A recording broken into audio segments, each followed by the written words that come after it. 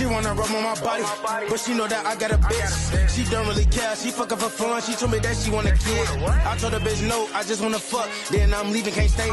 Folks got a Glock, he shoot it like Ray Ray. Yeah, you know he gon' spray. Glock, target practice, we don't miss, so bitch, watch what you saying. The heavy hitters are back. Yes, we are back. I don't know for how long, but we're back. Big H's. I'm your boy Jay. I'm your boy Amity. Now, as you can see, we took a big gap. We reviewed Chamber. We did our best WrestleManias. We also did our worst WrestleManias, but that never got uploaded. So it's been a while, so we never got to do the review. That's my fault, y'all. I apologize.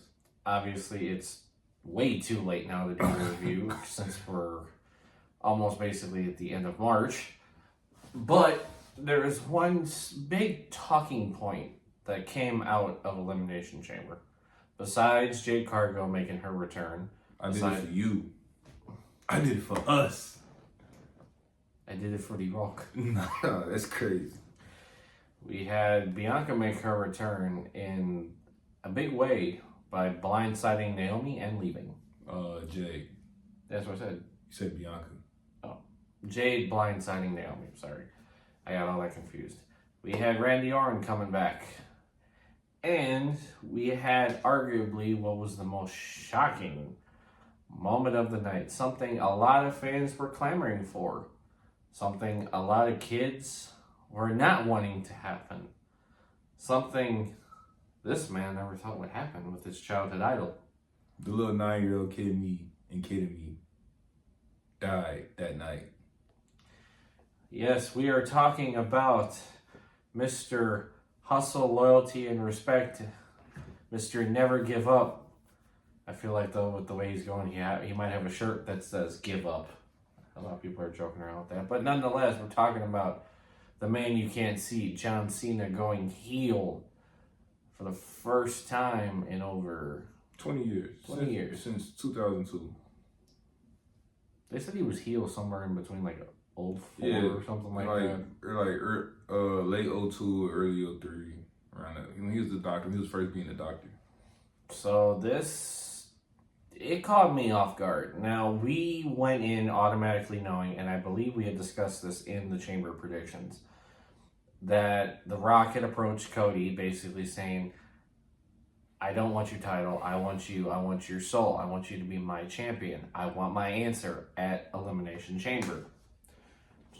Chamber comes out. Chamber match happens. Cena gets the win. And arguably already heelish fashion, because Seth did curb stop Punk, and Cena did capitalize on that. He did. They kind of planned, but he was desperate. I love how during the STF though he's like, I'm sorry. He was desperate. I'm sorry. I mean, when I first saw it, I was like, okay, he's just desperate to get to it. He's doing whatever it takes. That's what I thought, yeah. He's just doing whatever it takes to get to WrestleMania. He might be like, oh, I apologize, but this is what I had to do. I apologize. No, he didn't say I apologize. That's why I labeled it as too. I'm like, oh, it's his final year. He wants to get to WrestleMania. This is his only way in. I didn't label it as nothing. So I'm like, okay, he won. Cody comes out. I'm like, shit. Forgot about the Rock segment coming in. So obviously, Travis Scott came out first, which that really did get me. I did love the touch though of how they did Fiend, which is this year's WrestleMania music. So I thought that really tied into it really well, doing that music. And then we had The Rock come out, and he's like, all right, time's up. I need your answer. Now, the way Cody leaned into the promo, he's like... So there's Rock, and then he's with two rappers. Yes. Travis Scott and John Cena. We do consider John Cena a rapper. So he's like, all right, time's up. Now, the way Cody's promo was first going, it really had me first in, because he's like, I don't have a soul, you know. My soul doesn't belong to me. He's like, it belongs to them. I gave it to this ring and them a long time ago. Hey, Rock, go F yourself. I guess they're on Peacock. I guess you could say that on Peacock. That really got me. I was not expecting that. Usually I would thought, you hear some stuff like that on the other side, like. Yeah. So hearing that over here, it's like, and then Cody at that. Cody is like the big word, proper type guy. Mm-hmm. He don't really crash out like that. So it's like, oh, okay, all right. So then Cena sees this. He damn near starts acting like a little kid, like he's excited about it and everything. That he didn't sell out, and then Cena goes, dabs Cody up, goes for the hug. That man turned to Bucky Barnes. You see Rock give the signal. He activated. You see Cena with the glare, and then he backs off. Hey, good job. Bam, just low blow. I instantly thought Winter Soldier. That's what I thought about. Rock did the little sign. When the dude got the book and he started like saying those words, and the Winter Soldier just goes completely ape shit. That's what I thought about. I thought of the it was the Winter Soldier, Captain America, and the Iron Man fight when when Tony found out about the Winter Soldier killing his parents, and then he's like, "Oh no, it's fine, I'm cool." Puts the mask down, just starts fighting him completely, just doesn't care that he's been with this dude now, just complete 180 change. That's what I thought of, and like he really. For Cena being a heel and doing it the way he's doing, the way he did the assault on Cody, he just kept going. He hit him with everything from a Rolex to the title multiple times. Then you had Travis Scott kind of doing his own thing, which, like, I felt like Cena tried to counter it a little bit because, like, you saw how Travis picked up Cody a little bit, like he was about to do something, and then Cena's like, no, just put him back down. I mean, he did deck Cody for real. Like he busted his eardrum. Yeah, do we know if he busted his eardrum? Yeah, it came out officially. He had busted his eardrum. Okay, Travis Scott, you done lost your damn mind, bro. You getting too excited. I know you're a big wrestling fan, gang. If somebody told me to throw a work punch at somebody, I'm like, we're going to practice this a little minute. So I don't really... I feel like he just said, all right, cool, I get to punch Cody, and I don't know, bro. Like, the punches aren't real, bro. Because I think he had a bruised eye, a busted eardrum. I'm like, Travis, Travis Scott is a small man. Cody Rhodes is a big dude. Yeah. I mean, compared to probably the other wrestlers, he ain't that big, but that's a big dude. I just love, too, how McAfee handled the whole thing. The Rock, the final boss, standing tall, Cena, and Travis Scott saging the whole ring, and Cody out on the floor. I'm like, McAfee, whose side are you on? He's with The Rock, for sure. Like, he's a heel commentator. He's with The Rock, for sure. And then the other thing that's... he's not really a heel. Pat McAfee does whatever he wants to do. We're not questioning it. He likes the good guys. He likes the bad guys. And then what also got me about it is, like, you could tell how many people were invested in it, like, specifically Michael Cole, too. Like, Michael was like, okay, this is enough of this shit. Like, Michael Cole has this fine line of professionalism when it comes to his work. Unless it's a story. Obviously, his story with Jerry the King Lawler back in 2011, that's a different story. But, like, after that, like, his professionalism when he's been on commentary, obviously with the new regime, it's given him a lot more open availability to do what he wants. And we see that, but just to hear Michael Cole swear at all, that just really threw me out of left field. I think, because when it comes to John Cena, he's like the greatest of all time. He's obviously been covering John Cena basically his whole career. And, called him the greatest of all time. Cena's here. That one time, so like... Oh, yeah, when he came out of Money in the Bank. Yeah. Oh, my gosh! Cena's here! Like, he just loses his whole voice. John Cena was the man for a long time.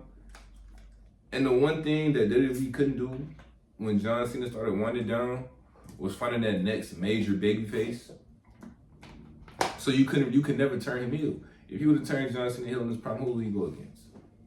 On his level. So now you got Cody Rhodes, this monster babyface.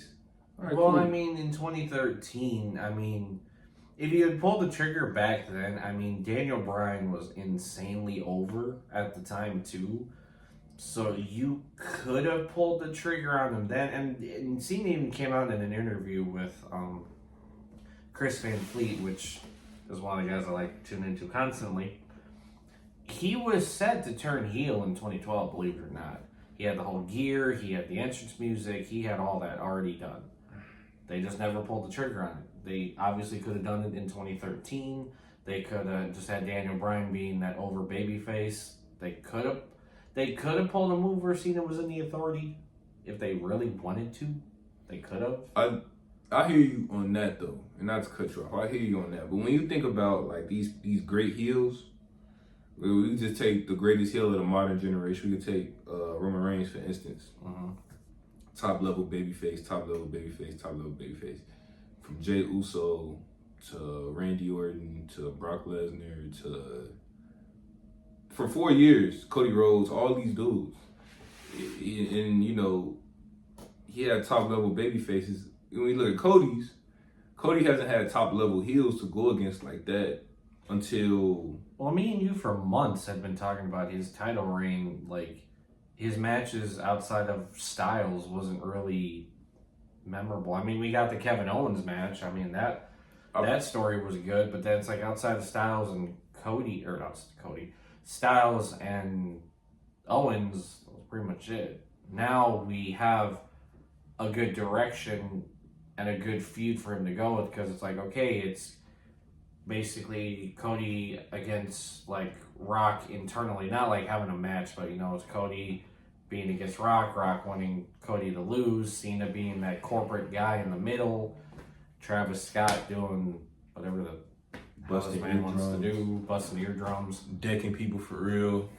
Like, it's really gonna make you seem like, okay, what's next? What's Cena? Will Cena even explain his actions at all? We thought we'd get it from the press conference, but all we got was him going there, taking the mic off the hook, dropping it, and walked out. I'm still a little interested in seeing, because we're like a month away. You probably got like, what, 5-6 weeks to WrestleMania? Roughly. It's, at the time of this recording, it's March 16th, and WrestleMania is April 19th, so about a month and 3 days. All right, we still need some answers, because Cody's been kind of carrying this thing for the past couple weeks. So, you know, John Cena is a heel, so he's probably like, F all y'all. I still want to know why he said F us, though. Why, Cena?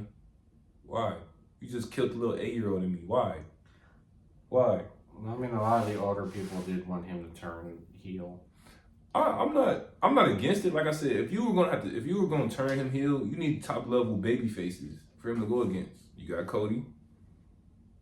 You got Jey Uso probably. So you have Jey. He's at send me over. After that, it gets probably a little shaky in terms of dudes who are like super over on the babyface side. Seth.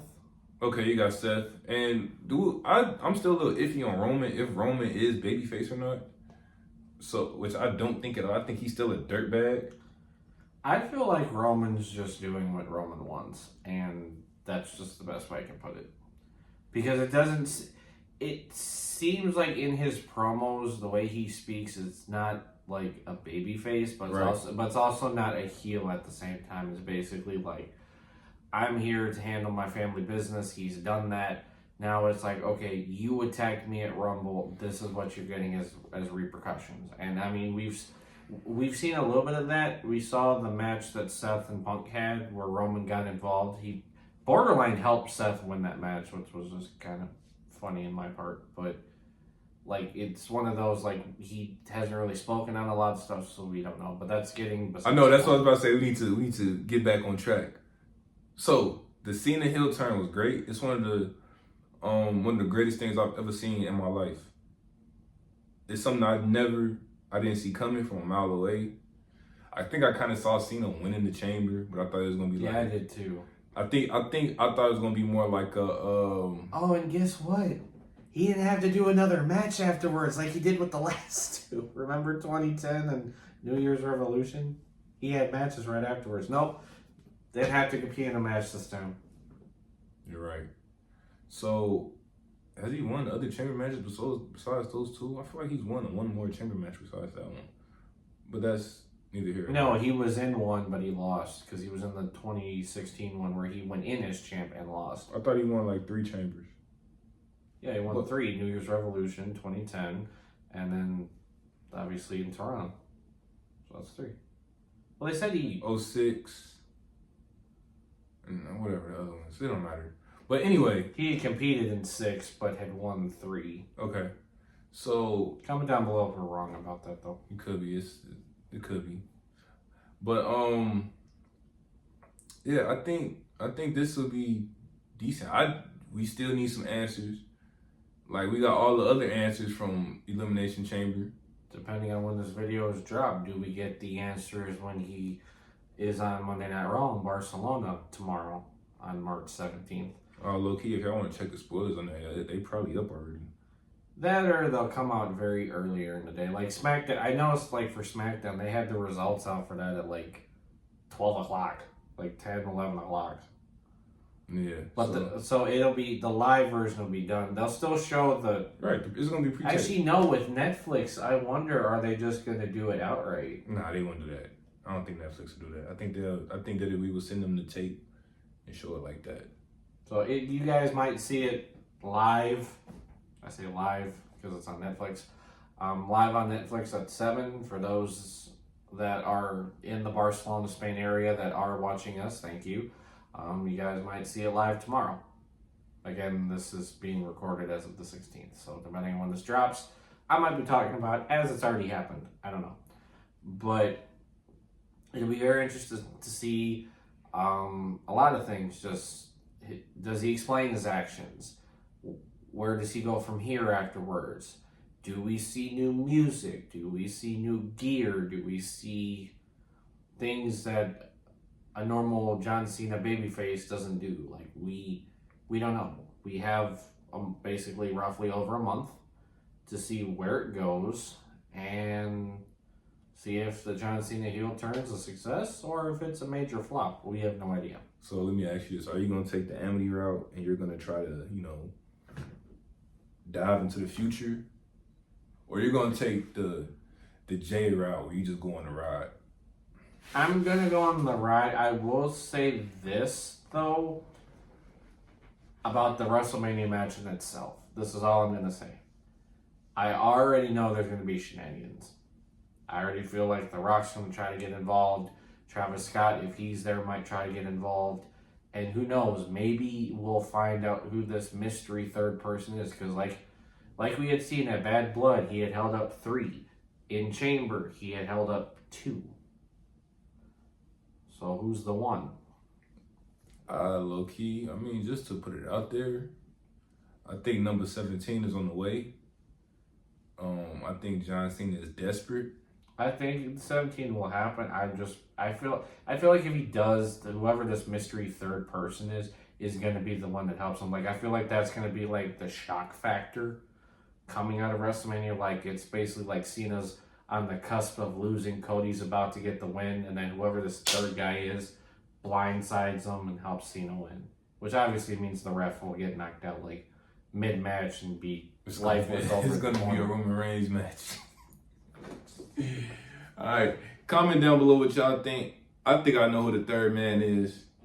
And it's crazy. Like, I think I know who it is too, but that'll be for another video. We might do who we think will be in Rock's faction next. Who knows?